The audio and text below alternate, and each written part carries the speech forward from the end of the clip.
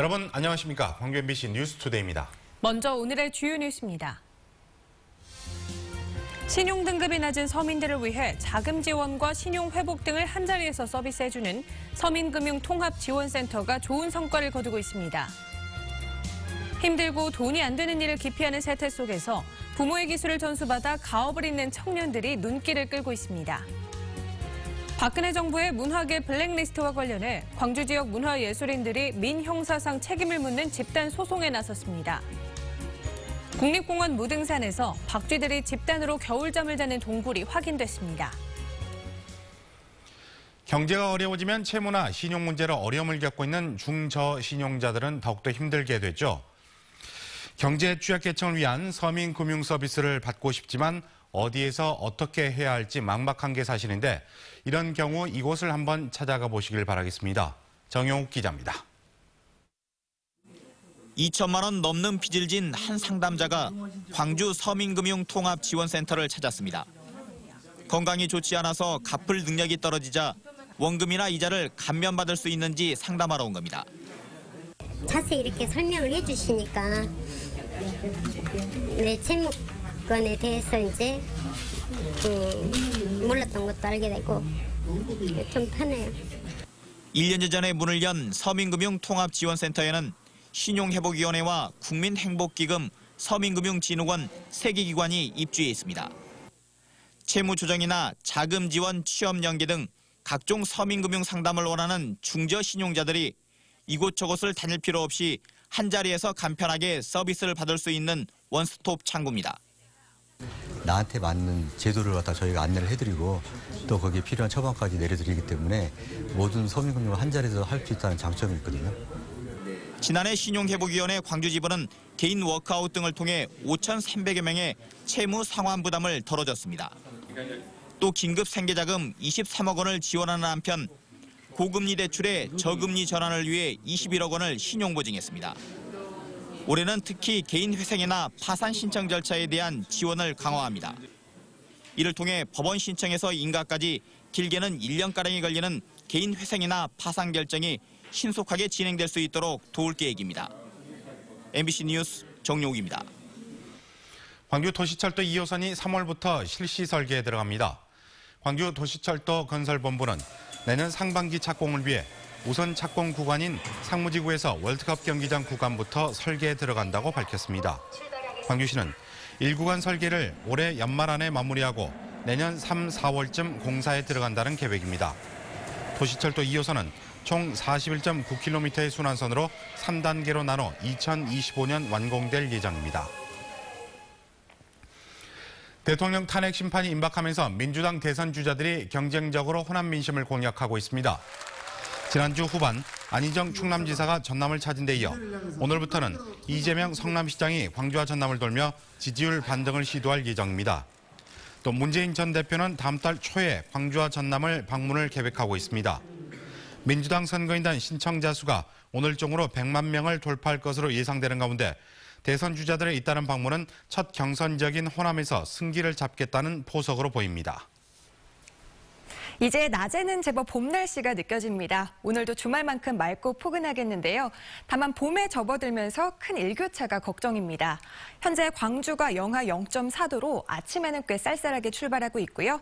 낮 기온 12도까지 오르면서 어제보다 1도가량 높겠습니다. 아침과 낮의 기온차가 10도 이상 크게 벌어지니까 겉옷 안에 얇은 여러 벌 옷으로 체온 조절 잘 해주셔야겠습니다. 현재 전남 여수에서는 건조주의보 내려져 있고요. 전남 동부 지역을 중심으로 대기 많이 건조합니다. 화재 예방에 각별히 신경 쓰셔야겠습니다. 또 오전부터는 우리 지역 미세먼지가 점차 짙어질 것으로 보입니다. 종일 한때 나쁨 단계 보이니까요. 외출하실 때는 마스크 꼭 챙기셔야겠습니다. 현재 기온 보시면 영광이 영하 3.8도, 화순 영하 4도까지 떨어져 있고요. 낮 기온은 11도 안팎으로 크게 오르겠습니다. 대부분 지역 어제보다는 1도에서 2도가량 높을 것으로 보입니다. 곡성이 12도, 구례와 보성 11도로 아침과 낮의 기온차가 크겠습니다. 날씨였습니다. 맞춤 양복이나 570회 같은 오래된 직업은 사람들의 관심에서 점차 멀어지고 있는데요. 부모로부터 기술을 전수받아 가업을 이어가려는 청년들이 있어서 눈길을 끌고 있습니다. 이미지 뉴스 리포터가 전해드립니다. 맞춤 양복계의 명장인 아버지에게 일을 배운 지 이제 2년 남짓이 된 전성배 씨. 여기 가장 중요한 것은 이제 체크무늬니까 무늬가 잘 맞아야 된다고. 정년에 대한 걱정 때문에 시작한 일이지만 이제는 아버지가 지키고자 했던 장인 정신을 이어간다는 자부심으로 양복을 만듭니다. 일본을 보면 대를 잇는다는 건 일본 사람들 가장 자부심을 느끼고 있잖아요. 그런 것처럼 저도 아버지를 계속 한다는 거에 약간 자부심을 느끼고 있어요. 아버지는 아들의 결정이 대견하면서도 선뜻 허락하기 어려웠습니다. 상당히 순환의 양복이 좋은 시절도 있었지만 기성복은 밀려서 굉장히 어려웠던 시절도 있었고. 아버지에 이어 2대째 나전 570회가로 활동 중인 최신희 씨. 아들, 자 이런 경우에는 이렇게 하는 것보다도 이렇게. IMF 시절 집안일을 거들기 위해 이 일을 시작한 최신희 씨는 이제 전통 기술을 현대적으로 발전시키려는 책임감으로 장인의 길을 걷고 있습니다. 좀 더 새로운 분야, 나전 571의 가능성을 발견할 수 있는 새로운 분야랑 접목하고 싶다는 생각을 많이 하고 있습니다. 가업을 잇는 자식이 고맙기도 하지만 사회의 관심과 도움이 인색한 현실 때문에 아버지의 마음은 안타깝습니다. 이런 친구들이 갔다가 너 뭐 100만 원, 200만 원씩 주면서 저희들이 이 사람들은 너 기술 배워라 이렇게 할 수 없는 입장이잖아요. 안정적이고 돈 벌기 쉬운 일에 사람들이 몰리는 요즘 아버지가 지켜온 길을 묵묵히 걸어가는 젊은 장인들이 눈길을 끌고 있습니다. MBC 뉴스 이미지입니다. 박근혜 정부의 문화계 블랙리스트와 관련해 광주문화예술인들이 집단 소송에 나섭니다. 광주 민족예술단체 총연합과 민족사회를 위한 변호사 모임은 청와대와 정부가 블랙리스트를 작성하고 문화예술인들에게 불이익과 차별을 준 것은 민주주의를 위협하는 반헌법적 행위라며 책임자들에게 민형사상 책임을 묻겠다고 밝혔습니다. 이번 소송에는 광주의 문화예술인 38명이 원고로 참여하고 피고는 정부를 비롯해 박근혜 대통령과 김기춘 전 청와대 비서실장, 조윤선 전 청와대 정무수석입니다. 3.1운동과 임시정부 수립 100주년을 앞두고 전남 항일 독립운동 기념탑이 건립됩니다. 광복회 광주전남지부는 문화예술계 전문가와 시민사회 대표 등으로 전남 항일 독립운동 기념탑 건립 추진위원회를 구성해 남학신도시 전남 도립도서관 앞마당에 내년 말까지 기념탑을 조성한다고 밝혔습니다. 기념탑에는 한말 호남 의병 활동과 광주 학생 독립운동 등 광주와 전남에서 일어난 항일 독립운동의 역사가 담길 예정입니다. 98주년을 맞은 3.1절에 광주에서 일본군 위안부 문제 해결을 촉구하는 수요 집회가 1년 만에 열립니다. 한일 위안부 합의에 반대하는 단체와 개인으로 구성된 광주나비는 다음 달 1일 국립아시아문화전당 앞에서 발족식을 열고 지난해 3.1절에 열었던 수요 집회를 다시 시작합니다. 광주나비는 오는 4월부터는 광주시청 앞 평화의 소녀상에서 정기 수요 집회를 열고 광주 전남에서 유일하게 생존해 있는 위안부 피해자 곽예남 할머니를 체계적으로 보살필 계획입니다.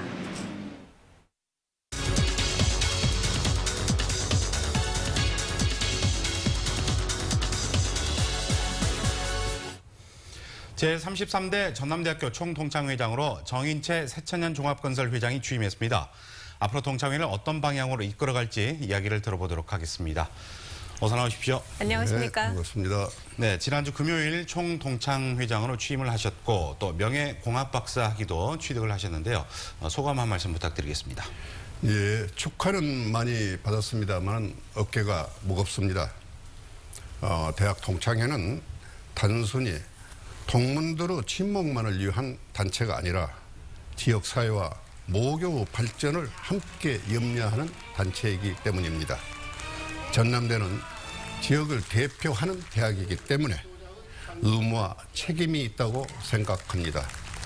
열심히 하겠습니다. 네, 신임 회장으로서 어떤 일에 중점을 두고 활동하실 계획인가요?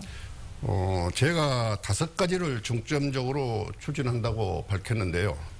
여기서 다 말씀드리기는 그렇고 우선은 해외 동문들에게 모교에 대한 사랑을 느낄 수 있도록 글로벌 영봉 네트워크를 활성화하는 문제와 젊은 동문들이 동창회를 즐겨 찾을 수 있도록 푸른 용봉회를 적극 지원하겠습니다.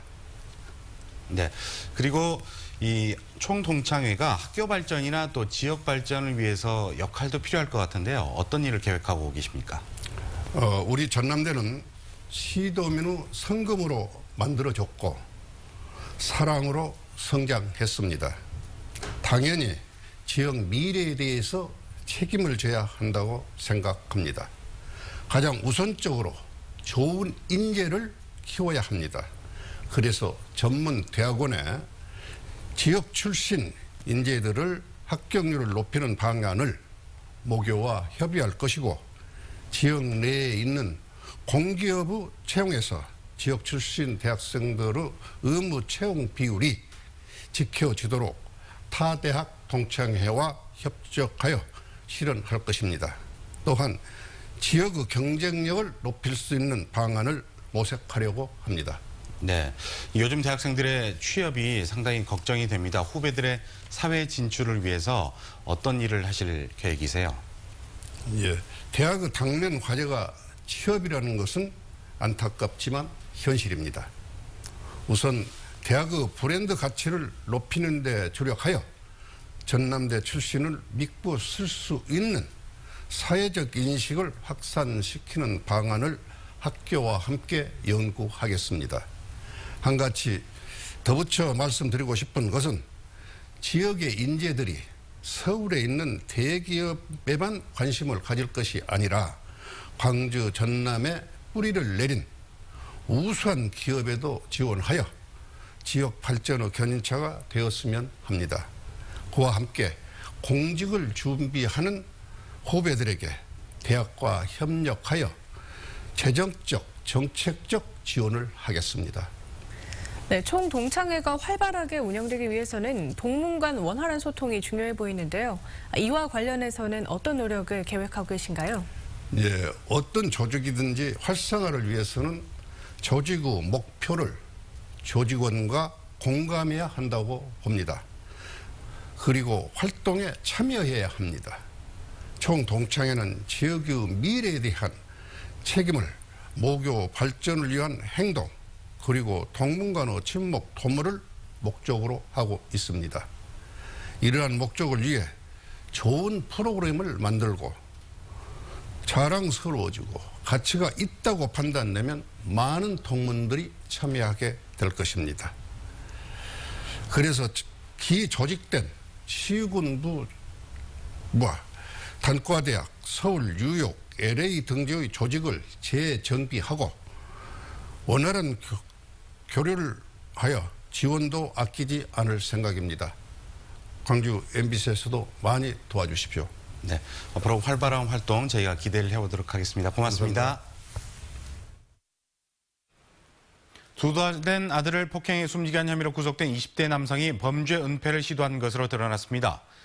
광양경찰서에 따르면 피의자 26살 강모 씨는 2년 전 둘째 아이가 숨지자 양원에 맡겼던 자신의 넷째 아이를 집으로 데려온 뒤 둘째로 둔갑시켜 사건을 감추려 한 것으로 밝혀졌습니다. 또 강 씨의 부인은 강 씨가 둘째 아이의 시신을 버릴 당시 자신도 유기지점 인근까지 동행한 사실을 인정했습니다. 광주시 보건환경연구원은 다음 달부터 9월 말까지 산업단지와 어린이 놀이시설 등의 토양 오염도를 조사합니다. 특히 남영전구와 세방산업 등 산업 관련 환경사고가 잇따라 발생함에 따라 올해는 하남산단 오염 우려업체 20곳을 조사 대상에 추가하고 시추 장비를 동원해 토양 깊이별로 오염도를 조사할 예정입니다. 한편 지난해 토양 오염도 조사에서는 원광석과 고철 등을 취급하는 3곳에서 중금속이 기준을 초과했습니다.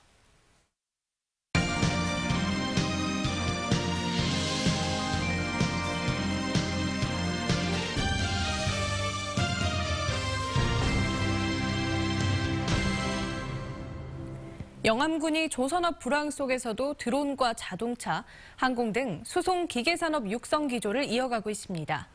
선박에서 항공, 자동차로 이어지는 수송 기계 영역의 확장이 주목됩니다. 신광하 기자가 보도합니다. 영암군과 투자 협약을 체결한 자동차 튜닝 업체 수제자동차 공장 건설이 본격화됐습니다. 이 공장에서는 올 하반기부터 연간 200대가량의 자동차 생산이 이루어질 예정입니다. 지금 완공 시점은 7월 말 정도 잡고 있습니다. 그리고 이제 여기 오게 되면 저희 파주 본사하고 달리 이쪽에서는 이제 충분한 양을. 이 업체는 전기차 생산에도 도전해 오는 6월 영암에 공장 등록을 마치고 본격적인 전기차 양산에 들어갈 예정입니다. 경북 구미의 경운대학교는 85억 원을 투자해 영암천 둔치에 800m 규모의 경비행기 활주로를 건설하고 있습니다.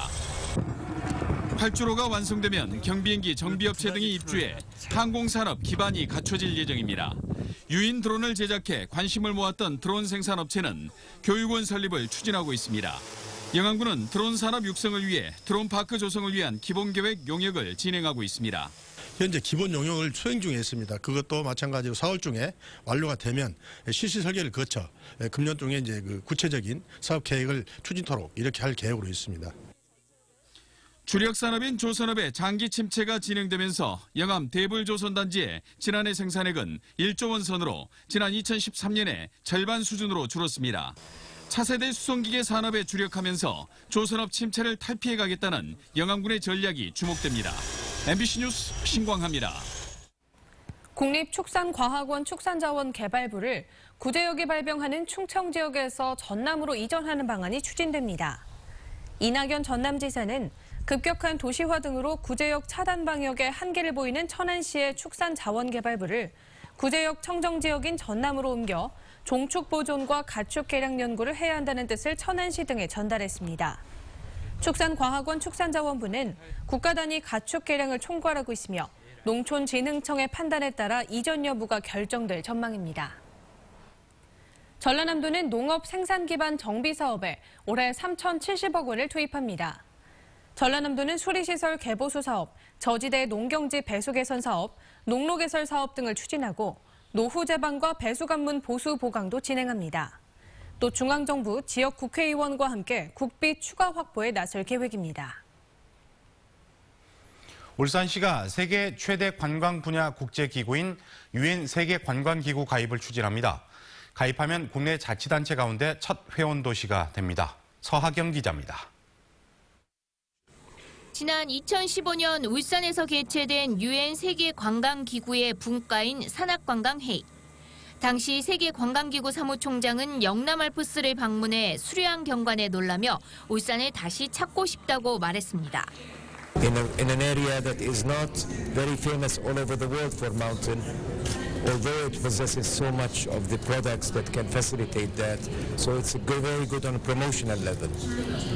산악관광회의와 영남 알프스 산악영화제에서 가능성을 엿본 울산시가 지자체 가운데는 처음으로 UN 세계관광기구 회원에 가입합니다. 정회원 157개국, 찬조 회원만 400여 개인 관광 관련 세계 최대 기구로 관광산업을 통한 경제발전과 국제 이해를 목적으로 세워졌습니다. 2년마다 회원국에서 열리는 총회에는 모두 900여 명이 참석하는데 지난 2011년에는 경주에서 총회가 열렸습니다. 울산시는 UN 세계관광기구 가입으로 영남 알프스를 포함한 울산의 관광자원을 국제적 관광지로 각인시켜 전 세계에 알리겠다는 포부입니다. 울산시는 다음 달 UN 세계관광기구에 신청서를 제출할 예정이며 집행이사국의 승인을 거쳐 오는 5월이면 무난히 UNWTO 가입이 가능할 것으로 보입니다. 세계관광기구인 UNWTO에 가입함으로써 국제관광 마케팅 개발과 국제관광교류 협력 사업이 원활해지고 울산 방문의 해에 맞춰 울산이 UN 세계관광기구 정회원이 되면 시너지 효과는 물론 글로벌 관광도시 위상도 한층 높아질 것으로 기대됩니다. MBC 뉴스 서하경입니다. 중국인 관광객들이 제주공항에 면세품 포장을 마구 버리는 바람에 사회적 문제로까지 떠오르고 있습니다. 제주공항의 쓰레기 대란을 해소하기 위한 논의가 본격적으로 시작됐습니다. 이소연 기자입니다. 중국인들이 버린 쓰레기로 아수라장이 된 제주공항 국제선 출발 대합실. 하루에 2톤이 넘는 쓰레기가 나오면서 누리꾼들의 비난이 이어졌습니다. 이에 대해 면세점에서 나온 쓰레기 때문에 제주도민들만 피해를 입고 있다는 비판이 쏟아졌습니다. 면세점들이 쓰레기 처리 비용을 전혀 부담하지 않는 데다 중국인들이 서울의 면세점에서 물건을 산 뒤 제주공항에서 찾아가는 경우도 많다는 겁니다. 이 시민들이 쓰레기를 배출하는 것도 아니고 돈을 버는 데서 돈을 벌면서 쓰레기 배출하는 그 내용들을 갖고 저희들이 시민들이 세금으로 그걸 처리할 수는 없는 거 아닙니까? 제주도에 있는 물품을 가져서 인도장에서 주는 게 아니고 70%가 서울서 내려오고 있거든요. 면세점 측은 쓰레기 처리 대책을 마련하겠다고 밝혔고 공항공사는 근본적인 제도 개선이 필요하다고 건의했습니다. 그 미화원 투입부터 그다음 공간, 그다음에 이제 인도장 내에 행랑의 그런 적지 않은 그런 부분 이런 것도 많이 협조해가지고 외국인 중에 여권과 출발 항공권을 소지한 승객에 한해서는 시내 면세점에서 바로 물품이 인도될 수 있도록 제주특별자치법을 개정하거나 제주도는 쓰레기 대량 배출 사업장에는 처리 비용을 인상하겠다고 밝혀 제주공항에 쓰레기 대란이 해소될 수 있을지 주목됩니다. MBC 뉴스 이소연입니다. 광주시는 상무소각장을 대체할 열에너지로 연료전지 발전 사업을 다시 추진합니다.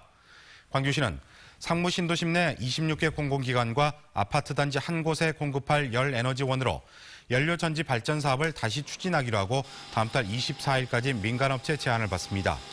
연료전지는 수소와 산소를 화학 반응시켜 전기를 생산하는 것으로 막대한 초기 자본 투입에 비해 경제성이 떨어진다는 이유 때문에 이미 3차례 공모가 불발에 그쳤습니다. 국립공원 무등산에서 박쥐들이 집단으로 겨울잠을 자는 굴이 확인됐습니다. 무등산 국립공원 사무소는 지난해부터 관박쥐와 우수리박쥐 등 5종류의 박쥐 서식을 확인한 데 이어 최근 박쥐들의 집단 동면굴을 발견했다고 밝혔습니다. 공원 사무소는 박쥐 집단 동면굴이 있다는 건 무등산 자연 생태가 건강하다는 증거라며 서식지 보호를 위해 법정 탐방로를 벗어나지 말아달라고 당부했습니다. 이제 낮에는 제법 봄 날씨가 느껴집니다. 오늘도 주말만큼 맑고 포근하겠는데요. 다만 봄에 접어들면서 큰 일교차가 걱정입니다. 현재 광주가 영하 0.4도로 아침에는 꽤 쌀쌀하게 출발하고 있고요. 낮 기온은 12도까지 오르면서 어제보다 1도가량 높겠습니다. 아침과 낮의 기온차가 10도 이상 크게 벌어지니까요. 겉옷 안에 얇은 여러벌 옷으로 체온 조절해 주시는 것이 좋겠습니다. 또 전남 여수에서는 현재 건조주의보가 내려져 있습니다. 동부 지역을 중심으로 대기가 많이 건조하니까요. 화재 예방에 신경 쓰셔야겠습니다. 낮부터는 우리 지역 미세먼지가 짙어지겠는데요. 종일 한때 나쁨 단계 보일 것으로 예상되니까 외출 시에는 마스크 챙기시는 것이 좋겠습니다. 현재 기온 보시면 장성이 영하 2.9도, 화순 영하 4도까지 떨어져 있고요. 낮 기온 11도 안팎까지 오르겠습니다. 대부분 지역 어제보다는 1도에서 2도가량 높을 것으로 보이고요. 곡성이 12도, 구례와 보성 11도로 아침과 낮의 기온차가 크게 벌어지겠습니다. 오늘 전 해상에서는 1m 안팎으로 물결 낮게 일겠습니다. 모레부터 바람이 강해지고 물결 거세질 것으로 예상됩니다. 내일과 모레는 오늘보다 포근한 날씨가 예상되고요. 목요일 우리 지역 눈과 비가 내리면서 반짝 추위가 찾아오겠습니다. 날씨였습니다.